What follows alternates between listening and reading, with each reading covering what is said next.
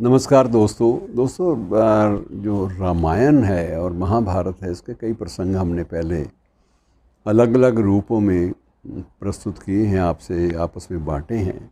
ऐसा ही एक प्रसंग जो है वो एक संदर्भ में हमारे सामने आता है, जिसे शायद आपने भी कभी सुना हो, पढ़ा हो, और लेकिन मैंने जो सुना और पढ़ा, मेरा कर्तव्य बनता है कि आपस में बांट लिया जाए। अब शबरी के पास जब राम जाते हैं तो शबरी अपनी चिंताओं में डूबी हुई। हम शबरी को अब तक वही समझते हैं कि इतनी वो समर्पित है कि बस जूठे बेर खिलाए जा रही, उसको पता नहीं चल रहा। उसका श्रद्धा भाव तक हम सीमित हैं, उसके बाद आगे नहीं। लेकिन उसका एक विचार पक्ष भी होता है हर चीज़ का।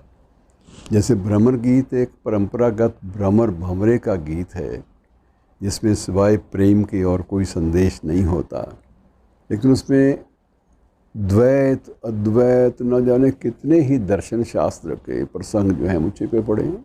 जब भी हम विश्लेषण करते हैं पाते हैं कि ये तो बड़ा ऊधो मन नहीं 10-20। तो ये ज्ञान पर भक्ति की विजय, ये एक मोटा उसमें संदेश है जो अलग अलग प्रसंगों के रूप में आया है। यहाँ शबरी भी सिर्फ एक मात्र अनपढ़ भीलनी नहीं है, उसके एक मस्तिष्क भी है और बड़े संवेदनशील ढंग से जीने वाली वो स्त्री है। और जब राम उससे मिलने जाते हैं तो शबरी कहती है कि यदि रावण का, इसका मतलब ये है राम की, यदि रावण का अंत ना करना होता तुम ये भी कहाँ आते ही ना, शायद तुम यहाँ आते ना तो मुझे जो वरदान अब तक मिले थे उनका क्या होता। अब राम ने थोड़ी देर तो गंभीरता अपनी वहन की, उसके बाद उन्होंने कहा कि नहीं शबरी माँ, तुम्हारा भ्रम है। राम क्या रावण का वध करने ही आया था? रावण का वध तो लक्ष्मण अपने पैर से भी एक बाण चलाता तो कर सकता था। अदम्य क्षमता मेरे भाइयों में है, मेरे छोटे भाइयों में है, तो मेरी क्षमता का क्या अनुमान लगाना।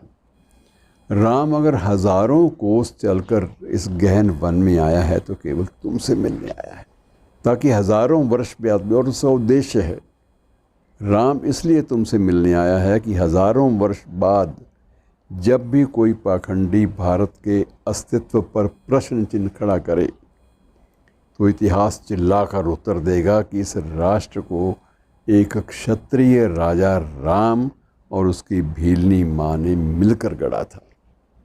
जो पहचान राष्ट्र की अन्याय के विरुद्ध लड़ने की बनी है मेरे कारण से, मेरे प्रसंग से, उसमें तुम्हारा पूरा पूरा योगदान है। और ये बात मानकर चलो कि ये संदेश, इसमें निष्कर्ष यही निकलता है कि किसी भी सशक्त राष्ट्र की परिकल्पना भी समाज के हर वर्ग को जोड़े बिना की ही नहीं जा सकती। जब तक समाज का शोषित, वंचित, वनवासी, आदिवासी किसी व्यक्ति की सत्ता से दूरी बनी रहेगी तो निश्चित है कि उसकी भागीदारी नहीं होगी। और जब भागीदारी नहीं होगी तो असली जो वास्तविक जो राम राज्य है उसकी परिकल्पना हम कर ही नहीं सकते। जिसमें लोग राम राज्य की बहुत बड़ी बड़ी व्याख्याएं देते हैं, उनकी वो संभव नहीं है कि जब भी कोई वस्तुतः होगा ये, और हुआ भी यही है, निष्कर्ष भी यही निकले हैं कि जब भी कोई छली व्यक्ति, छली राजा या छली शत्रु भारत की परंपराओं पर उंगली उठाए तो इतिहास एकमात्र उसे ये बात, उसका कान पकड़कर समझाता है, ये तुम गलत सोच रहे हो, तुम ये बिल्कुल तुम्हारी सोच में खोट है। और यही एकमात्र ऐसी सभ्यता है जिसमें एक राजपुत्र वन में जाकर एक दरिद्र वनवासिनी से भेंट करके उसका आशीर्वाद लेता है। अर्थात जिस अंत्योदय की हम लोग कई बार बात करते हैं, विषय का या शब्द का प्रयोग करते हैं, उसका जो मूल उद्देश्य है ये कहीं ना कहीं राम कथा के इस प्रसंग में भी छिपा हुआ है कि भीलनी के बिना राम का चरित्र वहाँ उभरता ही नहीं है।